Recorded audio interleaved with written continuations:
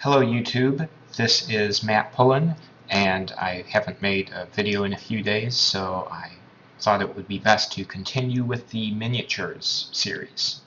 This game is one of my favorite miniatures.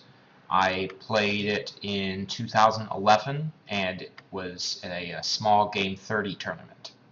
And I'm black in this game, and it is a Benko Gambit. So white accepts, black plays a6, and white plays f3. A little offbeat, but still a reasonable move. Fully accepting the Benko Gambit would be taking on a6.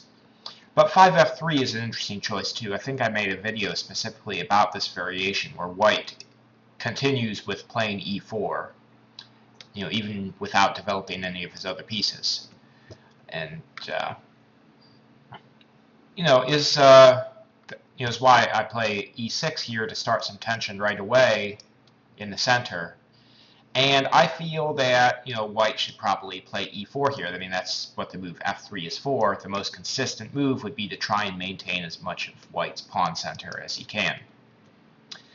In my game, my opponent played d takes e6, a move which I don't really agree with because it seems inconsistent with white's strategy, exchanging the pawn on d5 in the center for white's pawn on the flank, f7, and also giving black a half-open f-file in exchange.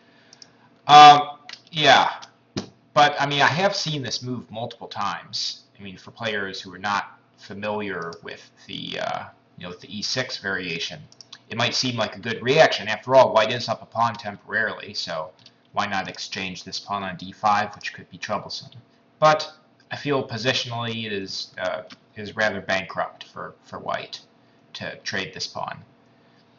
So now after 6e4, an interesting idea. I mean, white could go along with this, and or black could go along with taking on d5, and I think e5 is a move, and I think I covered that in that other video. But c4 is, this is another interesting idea that I got from the book Dangerous Weapons in the Benoni/Benko by multiple authors.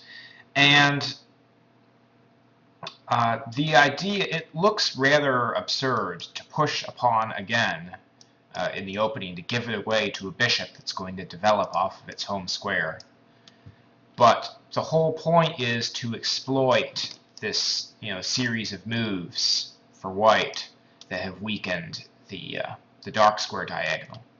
So the entire point of pushing to c4 is to get the bishop onto c5 and the queen onto b6, and then breathe fire down this weakened diagonal. So it's a valid positional idea here.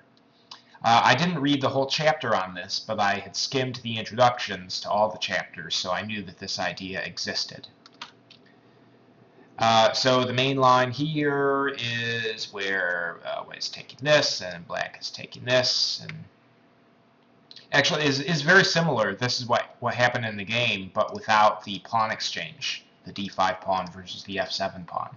And it can only really favor black to have that exchange in there. So let's just go to the game where my opponent played d takes e6, then f takes e6, and e4, and then c4. So I tried this idea. Again, the only difference is this additional pawn exchange, f7 for d5. So black has a threat here. If white develops his bishop to e3 to contest this diagonal before black gets to dominate it, then black can just take here. And this is, superior for black. I mean, he's got the developed rook on the half-open a file. This bishop is now has a hard time gaining the game, and black simply has more space here. I mean, it's not difficult to find black's follow-up moves. Can play like knight c6, bishop b7, bishop e7. So it's rather lame for white to play that way. Bishop takes c4 is correct, and now a takes b5. And here my opponent declined the second pawn. he got too nervous looking at a variation which isn't even good for black. But the correct move here is bishop takes b5. White is supposed to eat the second pawn and try to hang on for dear life. After bishop to b3, it's clear that black has enough play for one pawn. I believe my opponent was afraid of this continuation. Queen to a5 check. Again, hitting the bishop, so forcing this reply, and then bishop to b4. But this is absolutely nothing for black. I mean, again, he's pinning the knight, so he's threatening to take this bishop here. And he's also threatening to take on c3, but is he really? White just plays a4. This guards the bishop, keeps it on a good square. Black can take this pawn, but it's not a pawn that's worth winning. Because after takes, bishop d2, and this rook on a1 is guarded. And black is really going to miss having a dark square bishop. So I would not have played queen a5 check, because that's misguided. The idea of the variation is to control this dark square diagonal, and then I would follow up, like after knight c3, simply follow up with bishop c5. So that's what would have happened if my opponent had taken the pawn like he is supposed to. Bishop to b3 gives black the initiative. So without giving up a second pawn, I get my bishop on this diagonal. My opponent played bishop g5, pinning the knight. I played queen b6, unpinning the knight, and again joining the dark square bishop. So now a bishop takes g1 is actually a threat. So my opponent moves the knight. He plays it out to h3. So why doesn't my opponent play the knight to e2? Well, you'll see his idea in a second.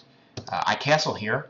So now already look at the development of black's position. He's got the knight on f6, the bishop and queen on this diagonal, the rook on f8, which, due to the exchange of this f7 pawn, is ready to start participating immediately in the attack. And white is unable to castle, so his king is stuck in the center. My opponent plays a dubious move here. He plays bishop to h4, and is well motivated. He wants to play bishop to f2.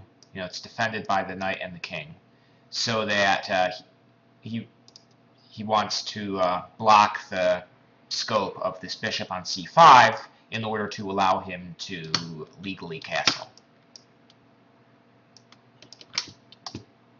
But it doesn't quite happen that way. Other moves white could play, he could try e5. Again, fixing this d6 square is a possible weakness. Is the one possible advantage of making this exchange of pawns is the half-open d file for white, but I would have continued with knight h5 here. Alternatively, my opponent could have played knight c3, and then I just continue developing with knight c6. After queen d2, preparing to castle to the queen side, black can play h6, and this puts a monkey wrench in the works. Because if white is playing bishop to h4, then he's no longer threatening to castle to the queen side, because then what black would in response have bishop to e3, pinning the queen against the king on c1, because by retreating he's lost control of the e3 square. So black can just play d5 and crack open the center. And with white unable to castle his king either way, this is going to be trouble. He could also meet h6 with bishop f4, trying to stay on this square. But again, d5 is also a strong move. So going back to the game, bishop h4, he wants to block on f2. And I played bishop to b4 check.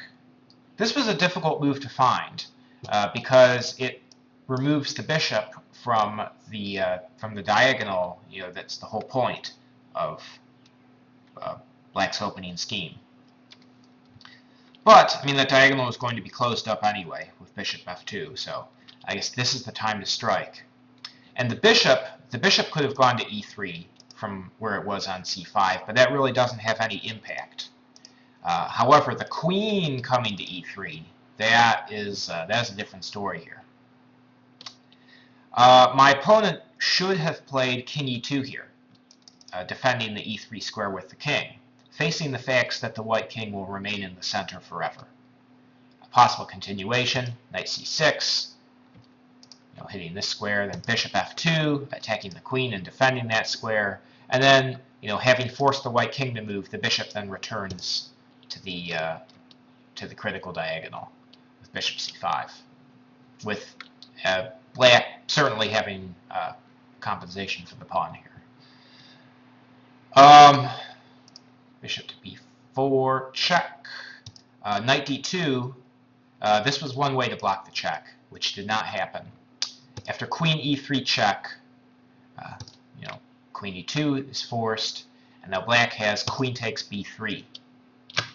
Again, a brutal way to take advantage of the pin. The knight is pinned and cannot take back. And if the pawn takes back, then white is dropping both his rooks.